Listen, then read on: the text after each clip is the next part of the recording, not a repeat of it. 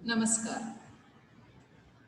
आज हम उपन्यासकार, बाल साहित्यकार एवं अनुवादक डॉक्टर बालशौरी रेड्डी जी के द्वारा लिखी हुई भारत रत्न विश्वेश्वरैया जीवनी के बारे में कुछ जानकारी हासिल करेंगे।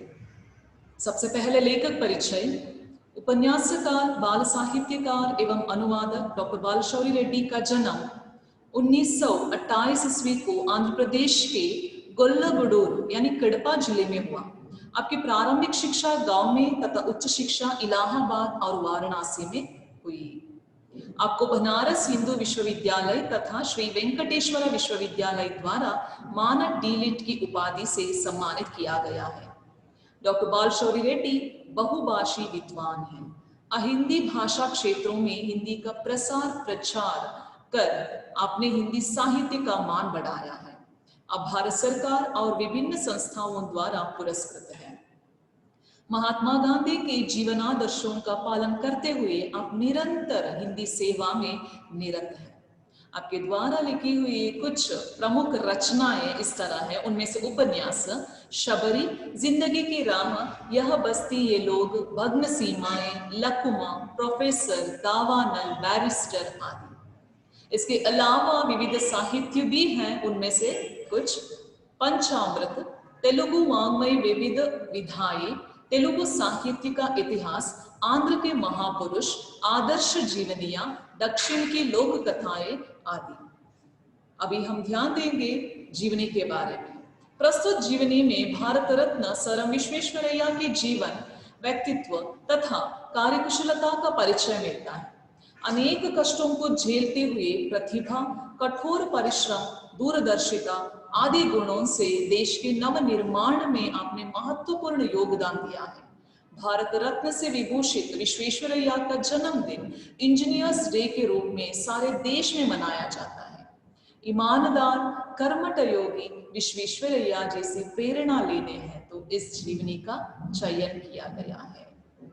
तो आइए सबसे पहले हम देख लेते हैं इस जीवनी में क्या क्या है, क्या क्या जो विचार या नहीं तो हमें जो प्रेरणा मिल सकती है। भारत के उन थोड़े सपूतों में विश्वेश्वरैया का नाम लिया जा सकता है जिन लोगों ने भारत के उत्थान में योग दिया है। श्री विश्वेश्वरैया एक उच्च कोटि के इंजीनियर और प्रशासक थे। प्रशासक यानी एडमिनिस्ट्रेटर।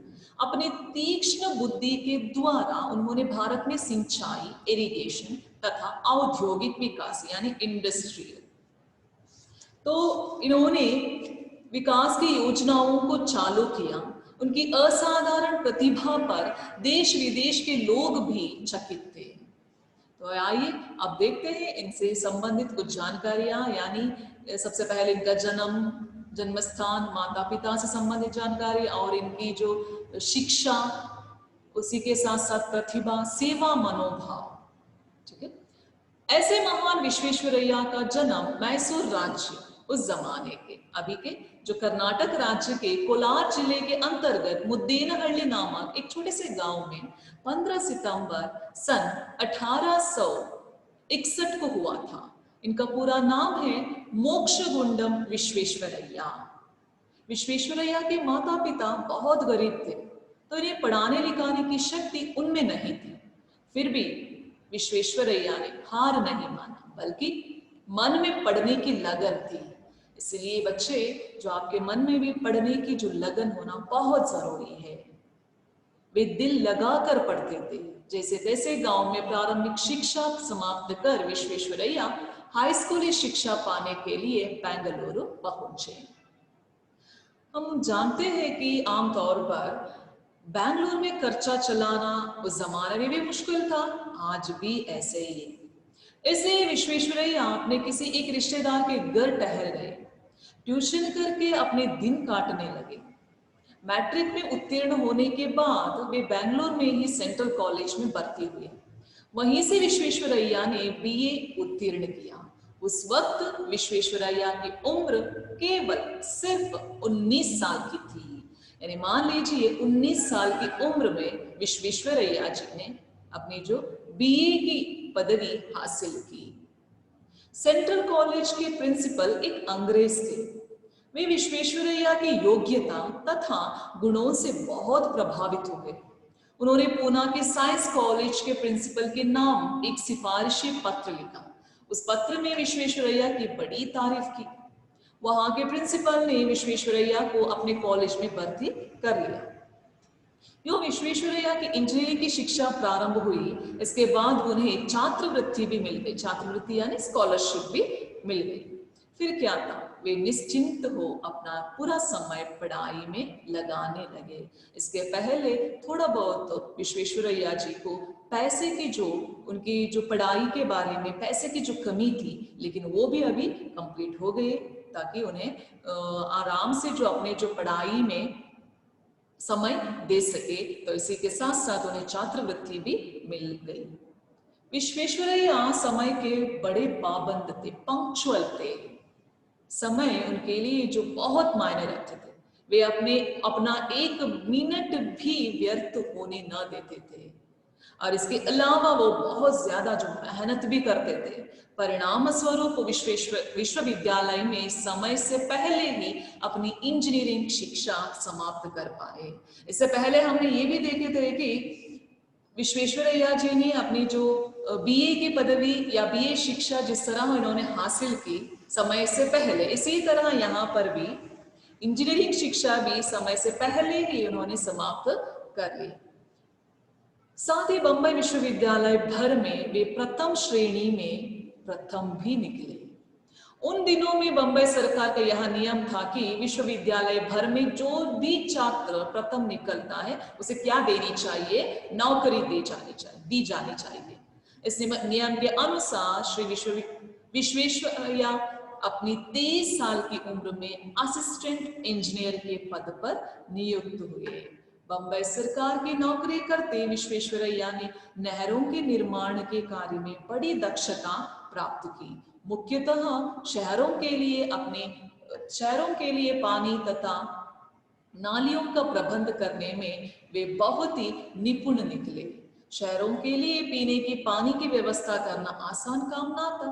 जो खास करके हम जानते हैं कि जो शहर है, बड़ा जो शहर है, वहां पर हर एक घरों तक जो पहुंचाना है पानी, तो इसीलिए वो इतना आसान काम, सुलभ या नहीं तो सरल काम नहीं था, ना था। पानी को इकट्ठा करना तथा घरों तक पहुंचाने में साधारण मेधा की जरूरत थी। इसलिए अनेक प्रमुख नगरों के लिए पानी तथा नालियों की व्यवस्था करने हेतु वे निमंत्रित किए गए थे। विश्वेश्वरैया जब 31 वर्ष के थे तभी उन्होंने एक बहुत बड़ा कार्य साथ लिया। वह है शक्कर बैरेज तथा वाटर वर्क्स का निर्माण। 1894 की बात है। उन दिनों सिंध प्रांत बंबई राज्य का हिस्सा था। आज यह प्रांत जो पाकिस्तान में है। सिंध का बहुत बड़ा भाग रेगिस्तान है, ऐसे हम कहते हैं डेजर्ट। उस प्रांत में शक्कर नामक एक छोटा सा शहर है। इस शहर के लिए पानी का प्रबंध करने का कार्य विश्वेश्वरैया को सौंपा गया। विश्वेश्वरैया ने बड़ी सूझबूझ एवं दक्षता के साथ यह कार्य संपन्न किया और सारे देश में उनका नाम फैल गया। सारे देश में विश्वेश्वरैया जी का नाम जिस तरह फैल गया करके जो हमें इस तारा में जो विचार मिलता है, खास करके शक्कर नामक एक छोटा सा शहर के लिए पानी का जो प्रबंध करने का कार्य विश्वेश्वरैया जी ने किया। विश्वेश्वरैया ने अपने प्रत्येक कार्य में अपनी प्रखर प्रतिभा का परिचय दिया। यही कारण है कि वे सन 1904 में बंबई सरकार के प्रतिनिधि की हैसियत से शिमला इरिगेशन कॉन्फ्रेंस में उपस्थित हुए। विश्वेश्वरैया की प्रतिभा के अनेक उदाहरण दिए जा सकते हैं। पुणे के निकट खड़कवासला नामक एक बांध बनाया गया। इस बांध के लिए ऑटोमेटिक गेट यानी ये होता है अपने आप खुलने व बंद होने वाले दरवाजे का डिजाइन आपने ही किया। इंजीनियरिंग के क्षेत्र में इस काम की इतनी प्रशंसा हुई कि अमेरिका की मशहूर पनामा नहर के लिए इसी डिजाइन की नकल की गई थी। फिर क्या था, इससे पहले पूरे देश में फैल गया था विश्वेश्वरैया जी का नाम, अभी विश्वेश्वरैया का नाम विदेशों में भी फैल गया। विश्वेश्वरैया ने जब बंबई तथा सिंध में वाटर वर्क्स का प्रबंध करने में बड़ा नाम कमाया, तब सन 1906 में अदन से उन्हें बुलावा आया। वहां पर भी उन्होंने शहर के लिए पानी का इंतजाम किया और नालियां भी बनाई। इस कार्य के साथ उनका बहुत बड़ा नाम हुआ, साथ ही वे इस देश के बहुत बड़े इंजीनियरों में गिने जाने लगे। उस समय से बड़ी बड़ी योजनाओं के लिए उनकी सलाह लेना जरूरी समझा जाने लगा। इधर उनकी खूब पदोन्नति भी हुई, यानी प्रमोशन भी हुई। इसी के साथ साथ यहाँ पर हम देख सकते हैं कि श्री विश्वेश्वरैया जी की प्रखर प्रतिभा के बारे में, उन्होंने जो अपना जो टैलेंट को जिस तरह सही मायने में उसका जो उपयोग किया, इसके बारे में हमें जानकारी मिलती है। और साथ ही साथ बच्चे आप इसको अपनाने के बारे में जरा प्रयत्न कीजिए। विश्वेश्वरैया की ख्याति तथा पदोन्नति देख कुछ इंजीनियर उनसे ईर्ष्या करने लगे थे। जहां पर जो तारीफ करने वाले होते हैं, शिकायत करने वाले भी जरूर होते हैं, ये तो हम जानते हैं विचार। तो इसी तरह यहाँ पर ख्याति और पदोन्नति को देखकर इन अन्य जो इंजीनियर्स थे वो क्या करने लगे, ईर्ष्या करने लगे विश्वेश्वरैया जी से। इसके दो कारण थे। एक तो विश्वेश्वरैया की उम्र उस वक्त केवल 47 की थी, और दूसरी बात यह है कि अनेक पुराने तथा सीनियर इंजीनियरों में से इनके जो वेतन तथा पद की दृष्टि से भी आगे बढ़ गए थे। तो ये दो कारण की वजह से अन्य जो इंजीनियर थे वो ईर्ष्या करने लगे। वे सुपरिटेंडिंग इंजीनियर पहले ही से थे, इस पर भी हर बात में उनकी सलाह ली जाती थी। इस प्रकार अपने ही पेशे के लोगों में असंतोष देख विश्वेश्वरैया ने एक दिन अचानक नौकरी से इस्तीफा दे दिया। इस्तीफा देना मीन्स रेसिग्नेशन या रिजाइन करना। नियमानुसार उन्हें पेंशन नहीं मिल सकती थी, क्योंकि इन्होंने सबसे पहले नियम के यानी समय से पहले, समय से पूर्व इन्होंने रेसिग्नेशन दी थी, है ना। तो इसीलिए नियमानुसार उन्हें पेंशन तो नहीं मिलनी चाहिए, लेकिन इनकी विशिष्ट सेवाओं तथा योग्यताओं को देखते हुए पेंशन भी दी गई। नौकरी से निवृत्त हो पेंशन पाने के बाद विश्वेश्वरैया हैदराबाद राज्य के इंजीनियरिंग सलाहकार नियुक्त हुए। वहां से रिजाइन करने के बाद इन्होंने हैदराबाद राज्य के इंजीनियरिंग सलाहकार नियुक्त हुए।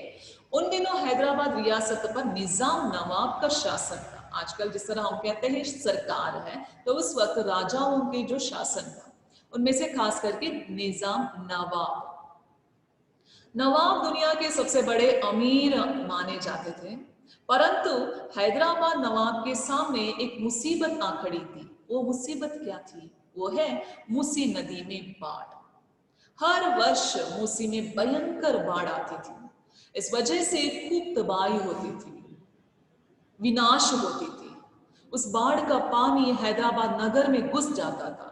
अगर जो पानी पूरे शहर में घुस जाता है तो इसलिए मान लीजिए सारे कामकाज क्या हो जाता है, बंद हो जाते थे। विश्वेश्वरैया ने मूसी नदी पर काबू पाने की योजना बनाई, बांध भी बनवाया, साथ ही हैदराबाद नगर के लिए पानी तथा नालियों का भी बड़ा अच्छा इंतजाम किया। हैदराबाद नगर को सुंदर बनाने की योजना बनाई। नगर के बीच बाग ए आम नाम से मशहूर एक सुंदर पब्लिक गार्डन आप ही की योजना का फल है। यह सुंदर नगर आज आंध्र प्रदेश की राजधानी है। दक्षिण की रियासतों में हैदराबाद के बाद मैसूर का नंबर आता है। जिस तरह विश्वेश्वरैया जी ने हैदराबाद के बाद मैसूर के जो बारे में, मैसूर राज्य के बारे में, वहां की जो उन्नति के बारे में सोच लिया उन्होंने, और उसके बाद हैदराबाद के बाद मैसूर का नंबर आता है। मैसूर के राजा उस वक्त, उस समय कृष्णराज वड़ैयर थे। वे एक कुशल शासक ही नहीं बल्कि दयालु हृदय के थे। वे अपनी प्रजा को हमेशा सुखी देखना चाहते थे। इसके लिए वे नई नई योजनाएं कार्यान्वित करना चाहते थे। अपने इन उद्देश्यों की पूर्ति हेतु मैसूर के महाराजा ने विश्वेश्वरैया को मैसूर आने का निमंत्रण दिया। विश्वेश्वरैया भी मैसूर राज्य के निवासी थे। उन्हें भी अपनी मातृभूमि की सेवा करने में आनंद का अनुभव हुआ। हर एक को ऐसा ही होता है, जिस तरह है कि अपनी जो मातृभूमि की जो सेवा करने के बारे में अगर एक जो मौका मिल जाए यहाँ पर अपनी जो मातृभूमि की सेवा करने के लिए, तो इसी तरह यहाँ पर विश्वेश्वरैया जी को भी मातृभूमि की सेवा करने का एक बहुत बड़ा जो आनंद का अनुभव हुआ। वे मैसूर के चीफ इंजीनियर के पद पर नियुक्त हुए। इस पद पर उन्होंने 3 वर्षों तक कार्य किया। विश्वेश्वरैया की कार्यकुशलता एवं शासन पटुता पर महाराज मुग्ध हुए। मंत्र मुग्ध हो जाना, ऐसे जो मंत्र मुग्ध हुए उन्होंने 3 साल बाद विश्वेश्वरैया को अपना दीवान नियुक्त किया। दीवान यानी मंत्री के जो स्थान, इस पद पर वे 6 साल तक कार्य करते रहे। इन 9 वर्षों की अवधि में विश्वेश्वरैया ने अपनी योजनाओं पर अमल करके मैसूर राज्य का नक्शा ही क्या कर दिया, बदल डाला। विश्वेश्वरैया ने दीवान के जो पद पर कार्य करते समय राज्य के हर विभाग में सुधार किया, जैसे नई नई योजनाएं चालू की, राज्य की आमदनी बढ़ाई, बड़े बड़े कारखाने खोले, नई शहरों के द्वारा 1.5 लाख एकड़ भूमि की सिंचाई का इंतजाम किया। ये सभी विश्वेश्वरैया जी के दीवान के जो पद पर जो हुए जो कार्य है। मैसूर राज्य के शिवल समुद्र जलप्रपात पर बिजली पैदा करने का कारखाना उन्हीं की देखरेख में खोला गया। विश्वेश्वरैया ने औद्योगिक दृष्टि से मैसूर राज्य के स्वरूप को बदलने का सफल प्रयत्न किया। उन दिनों में भी विश्वेश्वरैया ने यह अनुभव किया कि किसी प्रदेश की प्रगति व समृद्धि उस प्रदेश की सिंचाई की व्यवस्था तथा औद्योगिक उन्नति पर निर्भर होती है। यही कारण है कि उन्होंने मैसूर राज्य के चंदन का तेल, सीमेंट, साबुन, इस्पात तथा कागज के कारखाने खोले। भद्रावती में स्थापित इस्पात का कारखाना उन्हीं के पर्यवेक्षण में निर्मित हुआ था। मैसूर राज्य के विकास में विश्वेश्वरैया के प्रमुख कार्य 3 कहे जा सकते हैं। उनमें प्रमुख ये है कि कावेरी पर बांध, यह बांध एक और जो नाम से भी मशहूर है, इसका नाम है कृष्णराज सागर। इस बांध के निर्माण से जहां उद्योगों के लिए बिजली प्राप्त हुई, वहीं पर सिंचाई के लिए पानी भी मिला। मैसूर राज्य के विकास में कृष्णराज सागर का प्रमुख स्थान है, क्योंकि भारत में यह बांध अपने ढंग का पहला था। इसका पूरा श्रेय श्री विश्वेश्वरैया को प्राप्त है। इस बांध को देखने के लिए दूर दूर से लोग आते और इसके बनाने वाले की तारीफ करते, थकते न थे। ऐसे एक मैसूर राज्य के लिए श्री विश्वेश्वरैया जी के योगदान के बारे में हम समझ सकते हैं। मैसूर को वास्तव में इंद्रपुरी बनाने का श्रेय विश्वेश्वरैया जी को प्राप्त है। नगर को सुंदर बनाने की दिशा में वृंदावन उद्योग उन्हीं की योजना का सुंदर परिणाम है। यह नंदन वन माना जाता है। भारत के सुंदर उद्यानों में से यह एक है। दीवान के पद पर काम करते श्री विश्वेश्वरैया ने मैसूर की शासन व्यवस्था में भी कई सुधार किए। पंचायतों की व्यवस्था की, गांव और शहरों में जनता के द्वारा प्रतिनिधि चुने गए, जो वहां के सुधार कार्यों में सरकार को सलाह देने लगे। इस प्रकार जनता और सरकार के बीच सहयोग की भावना बढ़ी, फलतः राज्य का अच्छा विकास हुआ। विश्वेश्वरैया ने मैसूर राज्य के लिए अपना एक बैंक भी बनाया।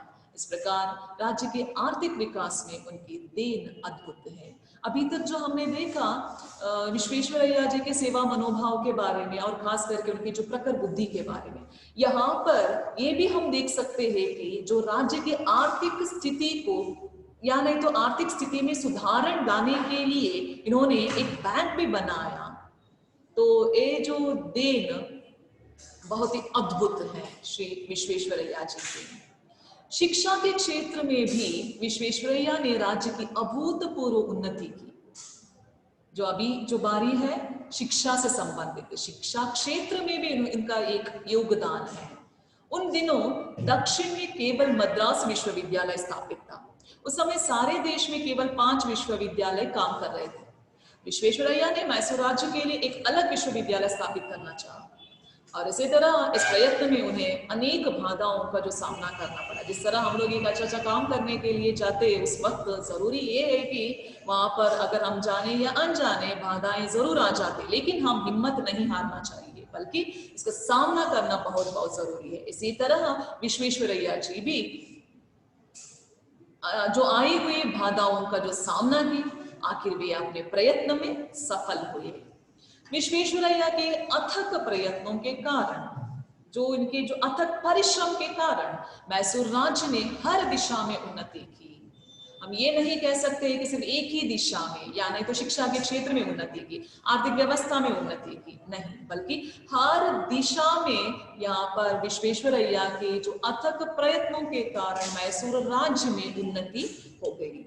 लोग भी खुशहाल थे, खुशी खुशी के साथ रहने लगे। यानी यहाँ पर क्या हुआ है कि हर एक दिशा में, हर एक जो दिशा में क्या हो गई, अभिवृद्धि के जो पथ पर विश्वेश्वरैया जी ने अपने पूरे शहर को ले लिया। इसका प्रभाव पड़ोसी राज्य मद्रास पर पड़ा। मद्रास के लोग भी अपने प्रदेश की तरक्की चाहते थे, मगर मद्रास राज्य पर अंग्रेजों का शासन था। अंग्रेज जहां मद्रास राज्य की उन्नति करना नहीं चाहते थे, वहां पर मैसूर राज्य की उन्नति भी उनसे देखी नहीं गई। उन लोगों ने विश्वेश्वरैया के विरुद्ध मैसूर महाराजा के कान भरना शुरू किया। ऐसी दिशा में विश्वेश्वरैया ने वहां पर काम करना अपनी शान के विरुद्ध समझा और 1918 ईस्वी में उन्होंने अपने पद से इस्तीफा दे दिया। शायद यहाँ पर विश्वेश्वरैया जी को जो मैं अगर ऐसे मेरे पद को जो कंटिन्यू करूं, शायद मेरे लिए या नहीं तो मेरे आत्मसम्मान के जो विरुद्ध है, तो इसलिए इन्होंने इस्तीफा दे दिया या रिजाइन कर लिया। मैसूर राज्य के दीवान पद से हटने के बाद विश्वेश्वरैया विदेशों में यात्रा करने चल पड़े। भारत लौटने पर सरकार ने उनको अनेक विकास योजनाओं की समिति का सदस्य नियुक्त किया। उन दिनों में भारत सरकार नई दिल्ली में राजधानी बना रही थी। इसके निर्माण के लिए देश के प्रमुख इंजीनियरों की एक कमेटी बनाई गई जो नई दिल्ली राजधानी कमेटी कहलाई। विश्वेश्वरैया भी इस कमेटी के एक प्रमुख सदस्य रहे हैं। विश्वेश्वरैया ने मैसूर के विकास में जो प्रशासन कुशलता दिखाई, उसे प्रभावित हो टाटा कंपनी ने उन्हें अपने इस्पात कारखाने का डायरेक्टर नियुक्त किया। ये भी एक विचार हम नोटिस करना बहुत ही जरूरी है, ये है कि प्रशासन कुशलता के जो वजह से उसे प्रभावित होके जो टाटा कंपनी ने विश्वेश्वरैया जी को अपने इस्पात कारखाने का डायरेक्टर नियुक्त किया। अनेक वर्षों तक इस पद पर काम करते हुए इस्पात कारखाने के विकास में विश्वेश्वरैया ने अपनी सारी शक्ति लगा दी।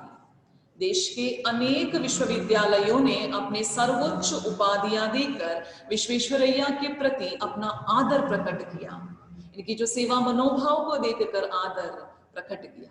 उनकी विशिष्ट सेवाओं के लिए स्वतंत्र भारत सरकार ने सन 1955 में भारत की सर्वोच्च उपाधि माना जाता है भारत रत्न से विभूषित किया। उस वक्त विश्वेश्वरैया की उम्र 94 वर्ष की थी। 15 सितंबर 1961 को सारे भारत में विश्वेश्वरैया की जन्म शती मनाई गई। इसके बाद वे 7-8 महीने ही जीवित रह पाए। इस प्रकार पूर्ण आयु भोग कर विश्वेश्वरैया जी ने 14 अप्रैल सन 1962 को बेंगलुरु में चिरविश्राम लिया। श्री विश्वेश्वरैया एक कर्मयोगी थे। उन्होंने अपने जीवन पर्यंत विश्राम नहीं लिया। इससे पहले जो कहा गया था कि लेखक ने ये भी कहा था कि इस जीवनी में विश्वेश्वरैया बहुत ही अथक परिश्रम करते थे, साथ ही साथ शारीरिक परिश्रम भी वो करते थे। उनकी दीर्घायु का कारण पूछने पर उन्होंने यही बताया था कि वे समय पर अपने सभी काम करते थे, वे व्यायाम करते थे, अपने समय का सदुपयोग करते थे, वे सदा मेहनत करते थे, दूसरों से भी यही आशा रखते थे। उनका विश्वास था कि भारत में आलसियों की संख्या अधिक है, इसलिए हमारा देश अमेरिका, जापान जैसा तरक्की, अभिवृद्धि करनी है, नहीं हो पा रहा। यहाँ पर अभिवृद्धि के जो दौर पर यानी तो तरक्की नहीं कर पा रहा है। उनका विश्वास था कि जिस दिन हम अपने आलसीपन को त्याग दे, छोड़ दे, उसी दिन हमारे देश का भी विकास होगा। विश्वेश्वरैया जी सेवा भाव को अत्यंत पवित्र आचरण मानते थे। जिंदगी भर देश की तथा मानव समाज की सेवा में वे लगे रहे। विश्वेश्वरैया जैसे एक दर्जन कर्मयोगी यदि इस देश में पैदा हो जाते तो हमारे देश के स्वरूप को ही वे बदल डालते। श्री विश्वेश्वरैया का चरित्र आदर्श पूर्णता, वे विनयशील तथा साधु प्रकृति के पुरुष थे। वे ईमानदारी तो उनके चरित्र की अटूट अंग ही थी। असाधारण प्रतिभा रखते हुए भी उन्होंने कभी गर्व का अनुभव नहीं किया, कभी किसी व्यक्ति पर घमंड नहीं दिखाया इन्होंने। वे सदा देश के विकास के ही सपने देखते थे, देश को अभिवृद्धि के जो पथ पर ले जाने के सपने देखते थे। अपने जीवन काल में उन्होंने कई सपने साकार होते भी देखे। अपने श्रम एवं स्वावलंबन द्वारा कोई भी व्यक्ति हमारे समाज में ऊपर उठ सकता है, इसका जबरदस्त प्रमाण है। इसके लिए एक बहुत बड़ा उदाहरण है, वो है डॉक्टर विश्वेश्वरैया की जीवनी है। आज हमारे बीच डॉक्टर विश्वेश्वरैया नहीं है, फिर भी उनके द्वारा निर्मित बांध तथा कल कारखाने उनके स्मारक बने हुए हैं और उनकी अनुपम बुद्धि कुशलता का स्मरण दिला रहे हैं। ऐसे महान विश्वेश्वरैया पर सारे भारत को गर्व है। धन्यवाद।